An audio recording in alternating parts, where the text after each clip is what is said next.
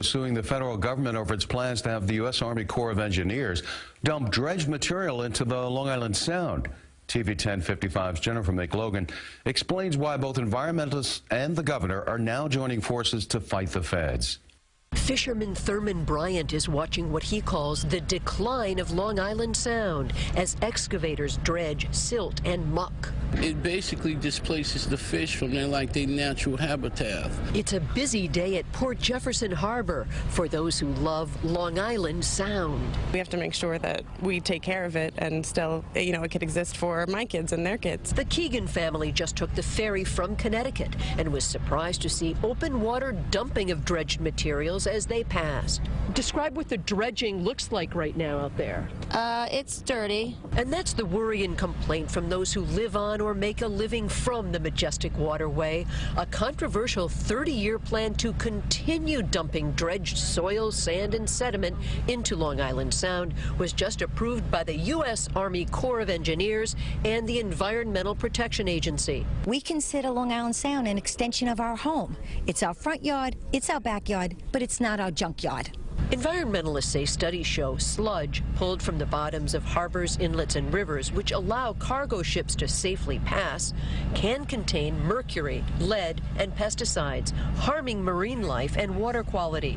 Today, Governor Andrew Cuomo and an assembled group of lawmakers from both sides of the aisle threatened to sue to stop the dumping. And if that includes legal action to stop the federal government, that is exactly what we will do, because this cannot happen. Period. And joining us now, Jordan Christensen. She is the program director with the Citizens Campaign for the Environment. And welcome to the show, Ms. Christensen. Thank you. So where do things stand right now? So about 2 weeks ago, the governor filed a 60-day notice to take legal action against the EPA to prevent the opening of a new dredge dump site in the eastern Long Island Sound. What will be the legal basis for this lawsuit? So this actually goes back to 2005. The Army Corps of Engineers, EPA, New York, and Connecticut all signed an agreement that they were going to phase out dredge dumping.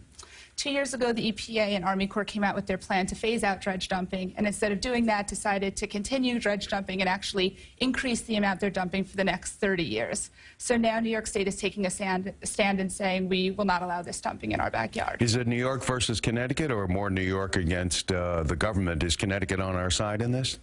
So actually, a lot of the waste is coming from Connecticut. So they are actually okay with the dredge dumping. So they're kind of silent on this. Right. But these border disputes can be very costly with legal fees and lengthy, taking years. Is that what we're looking at here, years-long battle? We're not really sure at this point the time frame for the legal battle. Our main issue is that the Long Island Sound generates between $17 and $36 billion in revenue every year for our communities. How so? So it's everything from fishing to tourism, recreation, as well as the ecological value of the resources that we have in there. So to risk any sort of contamination from this dredge dumping, instead of choosing to reuse it beneficially for projects that actually improve our water quality and protect our coast, things like building berms, restoring wetlands, that's what we should be doing with this material. Well, now we know what's at stake. Is there any proven evidence of harm to human or marine life? What is in this sediment that we know is doing that? So when we study the sediment that's in the existing dredge sites already, you're seeing higher levels of things like PCBs, pesticides, heavy metals. A lot of these are banned chemicals. Yes, definitely. I mean, they're legacy. They're already in the soil. So when you're lifting them up, some of that is clean, but some of that is contaminated. Well, we've seen PCBs are a threat in the Hudson River that many are saying still has not been properly cleaned up. Certainly, yeah. And PCBs are particularly deadly to marine life. Yes, and actually when they're studying some of the fish around there, striped bass, flounder, the flesh has higher levels of PCBs than surrounding areas. So we know it's an issue. And of course, we've been doing this for how long, right? Right. And this has been an age-old problem, what to do with our waste. So, if you didn't put it there, where would it go? So a lot of states have already chosen to do strictly beneficial reuse. A lot of the Great Lakes states like Minnesota, Wisconsin, Ohio are already doing it. And actually here in New York with our state dredging projects, most of it already goes to reuse. So let's step back for a second, because I don't know if everybody understands what dredging material is. Where does it come from and how does it occur? So in order to keep our channels navigable, you have to dig out that sediment on the bottom so that boats can get in and out. You can clear shipping lanes. Dredging projects are 100% necessary. Nobody would be able to go into these bays and harbors if we didn't routinely dredge the harbors. Of course, and we want to continue with these dredging projects. It's absolutely necessary. The problem is that for years we've been treating the sand and silt that comes up as a waste product. But the truth is it's a valuable commodity. You can do things like restore wetlands, redevelop brownfields, renourish our beaches with this material. Is that already happening? I thought I've heard of some projects like that, and why wasn't that considered here? The goal was for it to be considered, and actually for all of the dredging projects listed, there was an alternative. They were just dismissed out of hand. Is it like super expensive to do?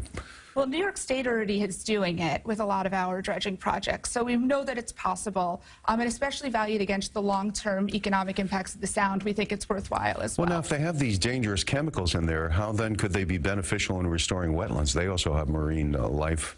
Certainly, yes. So for actually a lot of this material, it is not contaminated. It's clean. It can go right into new projects. For what is contaminated, it would, of course, have to be treated. We'd have to build dewatering facilities and decontaminate, like they're doing with the PCBs in the Hudson. So there you see where the cost would be, because right now they could just take it and dump it in the Sound. Right. However, they are not supposed to be dumping that the high levels of contaminated sediment back in the Long Island Sound anyway. Separated already?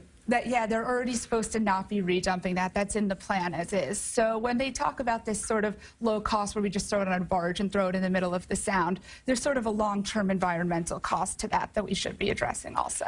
Yeah, and you know, this is, we're going to see a new change in administration. We don't know exactly what the approach will be because you're suing the EPA because they set the rules. Did they actually sign off on this plan by the Army Corps of Engineers? Yeah, so it's the EPA and Army Corps combined, but actually this new site that will be the dump site in Eastern Long Island Sound, that's the EPA's jurisdiction, and they did issue the rule about 2 weeks ago. So. And I see that it's 2/10 over the border. They set an arbitrary border in the middle of the Sound, probably right down the middle, or I wouldn't even doubt if that's been argued over through the centuries, probably changed borders a little bit, but just over the border on the Connecticut side of the waters, right out in the middle of the Sound is where they're going to do it. Does that mean we have no legal jurisdiction? No, I mean, the Long Island Sound water do not respect state boundaries, so it'll certainly impact us. And we actually got this agreement in 2005 to phase out the dumping because New York State took a stand. So we certainly have legal standing here. Well, we'll see where it goes. We know there isn't going to be an immediate answer. Would there be any attempt to get an injunction to prevent any further dumping? We would like to see that happen, but we don't. We don't know. We're also just dealing in the Eastern Sound, but there's a central site, there's a western site. So this is a long-term project. So more to come. Tomorrow. Jordan Christensen with the Citizens Campaign for the Environment. Thanks for the update on the dredging debate. And when we return.